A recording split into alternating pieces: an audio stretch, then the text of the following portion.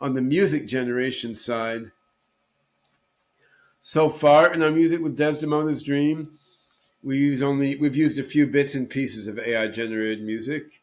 It's mostly human generated music, but in the last month, 2 months, I've been getting all sorts of really cool AI generated music, which I think we're going to be able to work into what the band does.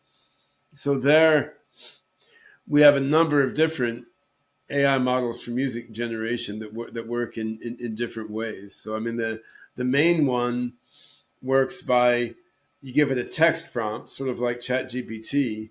You give it a music prompt and just tell it to generate some music in the spirit of that text and that music. Then it comes up with something cool.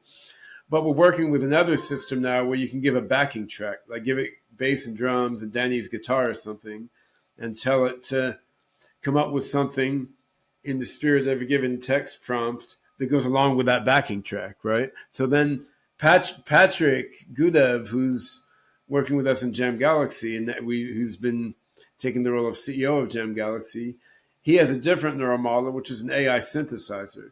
So there, the neural net comes up with new sounds. You describe a sound that you want, like, okay, let's say a bit like Jean-Michel Jarre's synth on Oxygen with a little overtone of a baby screaming, right? And then it can come up with a sound that sounds like that.